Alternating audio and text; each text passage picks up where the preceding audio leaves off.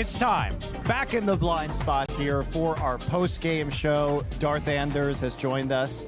Would that be your Sith name? I think it works, yeah, actually. I never thought about that. It is weirdly close. I like that. All right. Well, I'm glad you're here with your hoodie. I could be like that kid from the early internet meme, the Star Wars kid with the broom. I would not object if you would. Okay, yeah. If you remade that. If you remade that meme, I would not object. You've got a lot of time on your hands here in Los Angeles right now, so it seems like a good project for you. We'll put some time into it. We'll definitely work that out. I'm glad that you have your outfit for me and your head is cold, but your arms are warm. that one climate, that's what I was going to go. Actually, it's not really comfortable. All right, well, let's talk about the HAVU victory that we just saw. You tried to predict it, but then you walked it back. So, in fact, no one predicted I don't remember that. Unless we have it on tape to play it right now, I still predict HAVU. So, and if it takes even 10 seconds more, it was all faked digitally. there we go. I think we've nailed it now. It's a We deep can't fake. get it wrong at this point. The prediction deep fakes at Flashpoint. Exactly. It's pathetic the amount of effort people are putting in making us look bad. Disgraceful, really. Yeah, one would think that you do enough to make yourself look bad, but it was all a deep fake all along, right? Speaking of making themselves look bad, Envy. Team Envy, ladies and gentlemen. We all picked them. We all believed it. We're like that meme, like, we believed in you. It's like, give me a break. Oh, God. Get anything? Any fragging? No. The concept of a Duncan, the concept of a Duncan deepfake just completely ruined my day. I just imagine what you could do with it. Well, the joke is, now that deepfake technology is good enough, I can actually just do whatever I want and claim it was deepfake. So it's actually unleashed me to be who I really need to be in this world. I'm pretty sure some people have already figured that one out. I'm pretty sure some people have already figured that one out. Some people actually think this is like a contrived character I'm playing. Can you imagine? Can you even imagine? All right, so we get into this game, and now we have to talk about Envy's performance as maybe a one-off versus Cloud9, because they looked like this before, and then they had one moment of brilliance, and now they're back. It's like the classic case of domestic rivalries where they probably scrimmed against Cloud9 a few times as well, got more comfortable with it. They knew what to expect a little bit more. And I mean, Legia can say it's anti-stratting, but if this is you anti-stratting HAVU, a team we all touted as being this not mechanically talented team, and you couldn't find their tactics or how to counter them, I don't know. And you're playing on Mirage and Dust too, where you should be able. You should have the advantage, and it not only was a loss, but it was a spanking. And by the way, we mentioned this before. Since HAVU showed us when they played against Contact that their Dust 2 was pretty good, what a map pool these guys have now. They have almost everything. This is ridiculous. You also noticed that Potter ducked out of this post-show right before she would have to say bad things about Envy so that Legia couldn't give her props on Twitter. That's a next level play. I respect that. Jason is still here, and he predicted them, and he was wrong a lot. All I'm going to say is... You were all wrong a lot. Potter did also pick Envy to win, so, you know, just saying, Legia. Everybody unanimously believed in them today. I don't think they're using Moose right, so I'm going to blame Legia for that one as well. I think it's just a case of, I mean, listen, it wasn't impressive. There's not really a whole lot good you can say out of Envy, but I think it's a process of growing pains, I think, where you're going to see some flashes of some really good stuff out of Envy that's going to make you think that they're making the right moves and they're taking the steps forward. And then as they're putting the whole plan together, obviously there's going to be some hiccups along the way. This just happened to be a very, very painful one. And it actually even allowed HAVU to show off some of the individual skill that we haven't really been able to tout throughout this series. We've talked about them all, the experience, the amount of games they put together, teamwork's going to be better, strategies are going to be better, but the individual skill lack.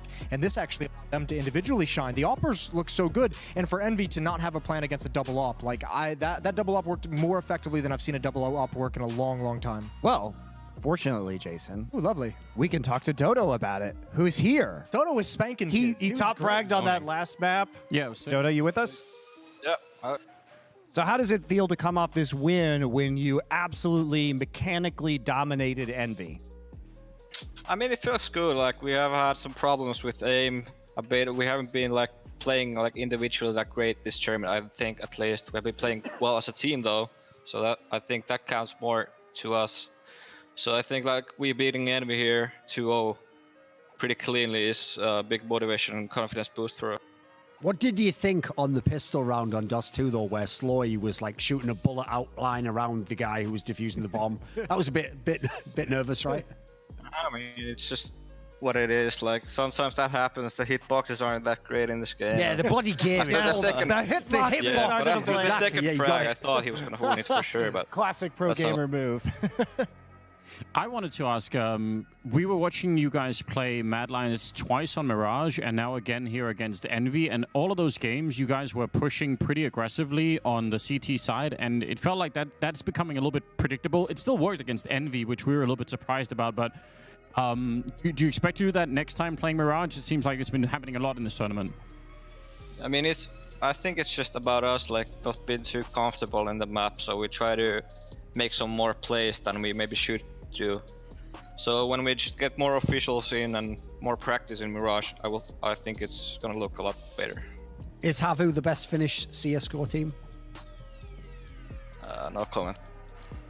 Well, the no comment tells everything, because you just said no if it wasn't true. So therefore, we can surmise you must believe it's true. See? That's how you can't beat me, Finns. Leading the witness, Your Honor. You guys are actually going to now be officially a top 2 team in your group yet again.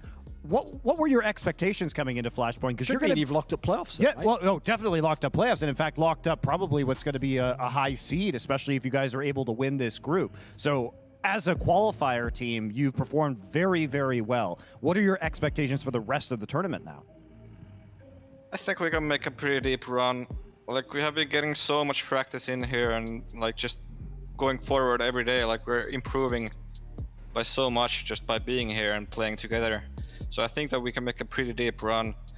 Top 4 is something we want to achieve, but then of course the finals is always like if you always want to win the tournament, so that's our main goal. Like You say that being together here has really helped out. How has your practice changed from when you guys were in Finland to being here kind of stuck in quarantine now in Los Angeles?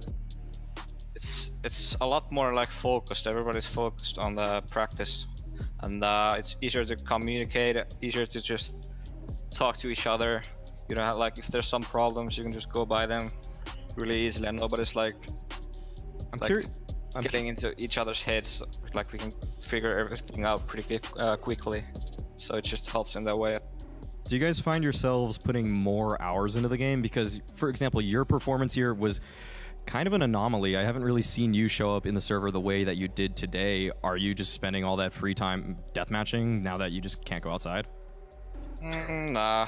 I Can you mean, go we're outside just in Finland? trying to keep it a bit similar like we do at home. Like, we can play other games, we're gonna go out maybe for a walk or something. Like, of course, there's not much to do here right now, so most of our time goes to playing, but I don't think that we have that many hours. We have like 50 to 60 hours past 2 weeks with like all of our players, so it's not like we're playing deathmatch and FPL every day.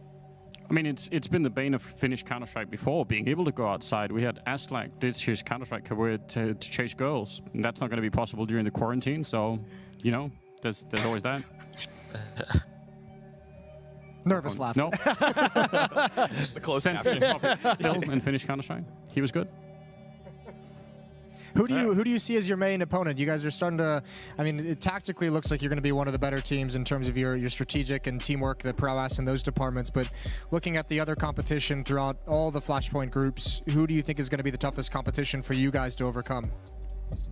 I think the main one is probably Mad Lions, because they have been just looking like a way better team since the first game when we played against them. And of course that's because of they get practice in. With Asilian, they're gonna be a lot better. So, like, when we get to playoffs, I think they're gonna be like the top 1 contender at least. As a team, what would you say is the #1 thing you've improved on since the start of Flashpoint? I think communication is one of the things, because we are always around each other, so we have to be talking, going through stuff. Why can't you do that in Finland exactly? I mean, it's easy to just leave TeamSpeak if you're pissed or something, but here you have to actually go through those things. So it's the opposite to North Americans, because if North Americans are in the same room for an extended period of time, people have arguments, they leave the team, sleep with each other's girlfriends. Which team we're talking about here? Sometimes just being on North American content helps that happen more. Little reference, little Easter egg for the fans out there. But then obviously with Finns, they're so antisocial that forcing them to stay together has actually made them learn, I now know who this teammate is. We now have a close relationship. Cool. Oh, that's amazing. I appreciate it. Nice. Any True nerds. any teammates in particular that you think are no longer leaving TeamSpeak that you want to call out? Put them that'd on be blast. better? Who are we thinking of here? Who's the main offender? I don't know. It Don't depends do on the day. it. Don't do it. Don't shy to the dark side. I think like everybody's pretty calm and like everybody knows each other so well right now, so I don't think there has been that big of a problem in a long time. Good save. All right. Now tell Duncan to go fuck himself really quick. Let's say bye. Go fuck yourself. Yeah. Nice. Goodbye. Thank you for joining us. Congrats on making Thank another you. group final, man. Well done. Yeah, thanks. See ya. All right. Well, on that note, another lovely note here at the Blind Spot. We're going to go to a break, and when we get back, we'll talk about some drunk tweets.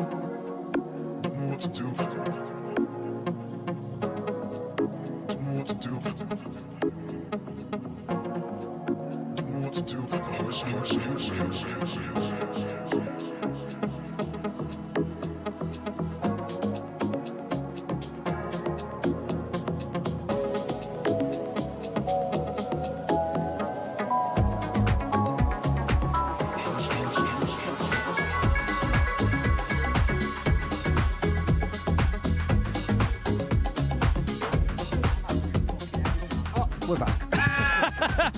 As usual, was me off camera. we cut in at the time where Thorin complains backstage. So Doing my pep talk. It's because he's got his food just sitting over there in a bag, ready to be. he ate his food. To be fair.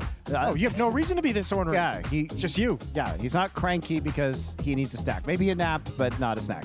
Anyway, let's take a look at some of our drunk tweets from today after we look at our Humega Lull bracket, which is Havu already a top 2 finish. Garrett, no pun intended, finish guaranteed. And Envy and Cloud9. I'm really glad we get this rematch because I really wanted to see whether it was Envy having a good day, Yeah. C9 having a bad day, or some combination thereof. Just a good matchup with the team stylistically. Either way, it doesn't even And really grudge matter match. because they actually like hate each other. Yes, so that's very cool. I love that. And also remember that Cloud9 picked Team Envy. They were first place last time. They had the first selection. They picked Team Envy and then lost to them. So they thought Envy was the worst team in this tournament, or at least the team they most wanted to beat. And here we are with that result. We do get that rematch, which is exciting, and the purpose behind having these group selections. Stories, Moses. Stories, and you are a storyteller. Yeah, that's Weave those narratives. And if Game of Thrones taught me anything, that's the most important thing. to Especially be. season 8. Especially season 8. What a tragedy that show was. Anyway, we can't get into our drunk tweets right now. Slowly. All right, let's see who features in these. Oh, we have the technology now. Should be do- 2 pictures here. There's one there, and there should be another picture I'll put as well. That one's fine. I like this one. It's only there's- one picture. So the first one is obviously Tom Selleck. And then the other one was Tom Jones. who It's a also powerful famous mustache. for having a little chain, open shirt. Obviously, much like Moses, trying to show off his sexual charisma. Any women in the area will realize, oh, he has hair under there. Oh, I didn't realize. He was a Continue. Doing a little better than That one Moses really here. felt good. I believe I love your 70s energy, Moses. Thanks. That's what I'm going for. I said I want to look 70s today, and I came like this. Listen, it gets hot up there under the lights. I don't think you guys realize. You gotta let it vent. Yeah, I appreciate that. You could also just wear short sleeves, Short sleeve. like your. But that's his move when he's in the boudoir as well. He goes, a bit hot in here, isn't it, love? Starts unbuttoning things. Shall I open a window, put on some music, pour you a glass of rosé? Also, I love the fact that his necklace that you can't see on broadcast is the O'Toole, the Irish family crest. It's not. I admire you, Moses. It's not too many people who would show their family jewels on a Counter-Strike broadcast, but you do it. Listen, I already did it on the toilet. I might as well do it on the necklace as well. I know you're incredible. Anyway, let's go to Maui. Snake. Another fashion statement being made here by Anders, short sleeve hoodie. We've had some questions about it, and he's been rotating the colors as well. There's a red one of these. There's a red one. I know. You guys haven't seen. So. I love it. I'm It's the making same it, one, but he's just really sweat through it a lot of You know what I really appreciate is the contrast of the white drawstring there. It lets you. Yeah. It really reminds you that this is not a Henley because at first glance you may think that, but no, it is indeed a hoodie. Yeah, Yes. it's the bold statement of it being a hoodie that you have to draw the most amount of attention to it. Because otherwise, you're right. You might not think that there is actually a hood there. the problem I'm also having is that people are tweeting me saying that the strings are, not lined up. So I'm getting some weird fan interaction at the moment. But We know your fans would be all OCD and slightly mental, messaging you about the lengths of 2 I know, pieces of right? string on screen. And saying, what? it's weird. Why are there so many fashion tweets about casters? Don't Yeezys. I have criticized him about that, to be fair. I have criticized him about that. Exactly. Yeah. Best Get of up on the both drunk worlds. tweets. That's Got what they going on call here? me. No, it's not.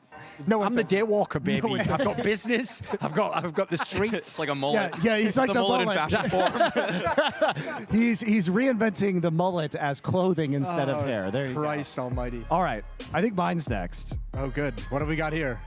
Oh, I said every map that Kusta wins, Moses GG will undo one more button on his shirt. This is also part of the process. Is that Pretty good. once his shirt comes entirely off, we will rebrand the blind spot as Fleshpoint and have a Chippendales review show. All in for Moses walking down the runway there. Anyone else got any funny Anything else comments on that? See anyone who's going to jump on that? No? All I right. was wondering if the 2 buttons that are undone now is that what he's won so far in Flashpoint? I'm not sure. Does it How many does maps it count? has Kusa won? Did you do that math? No, I didn't. See, that's that storytelling, Monty.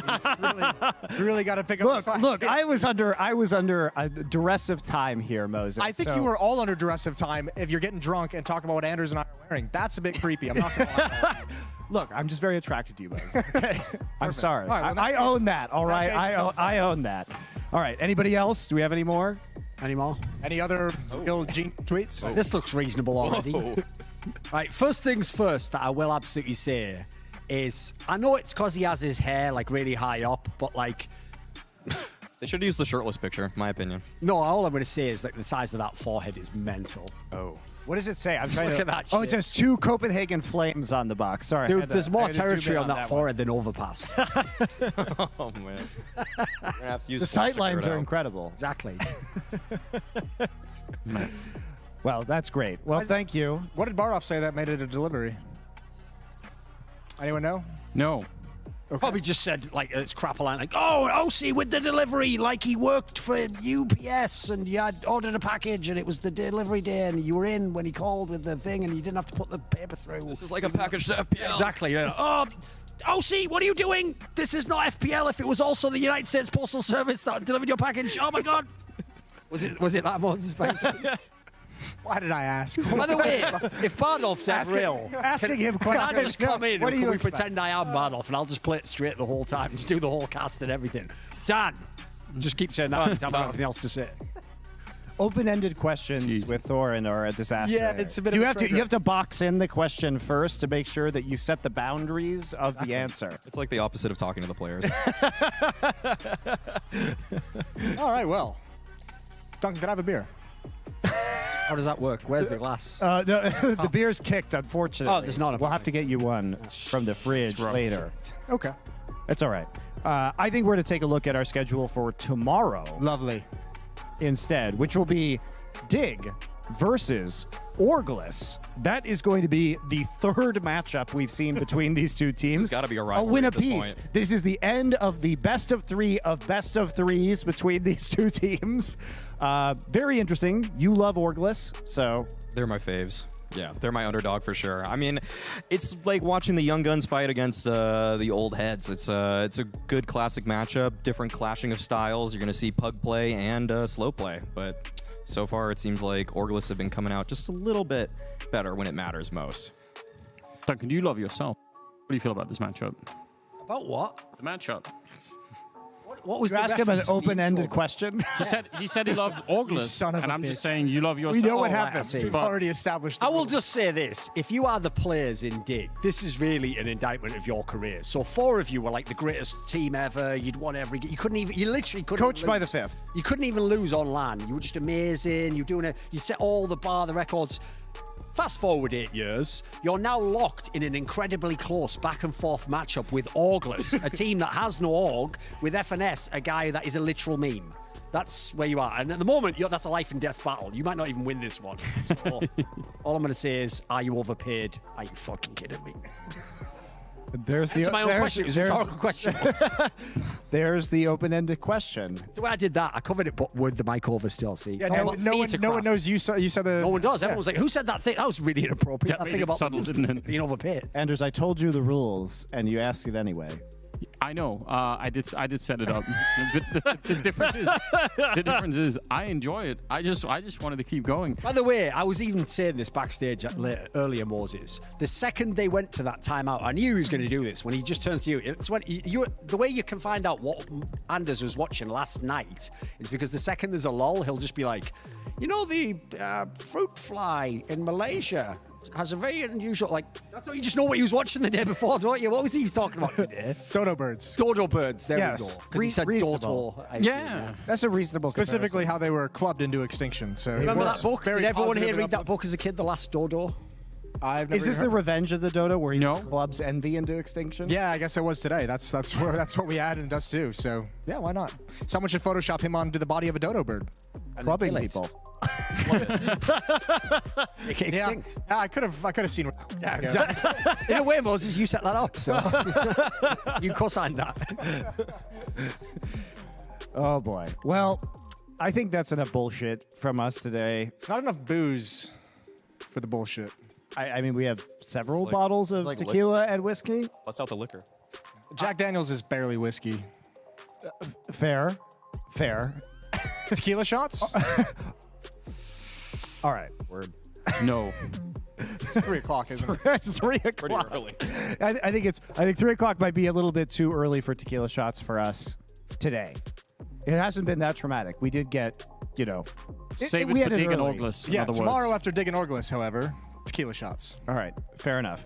All right, guys, thank you very much for joining us on The Blind Spot. We'll see you tomorrow, nice and early, for some Dignitas versus Orglis and the defense of a legacy. Until then.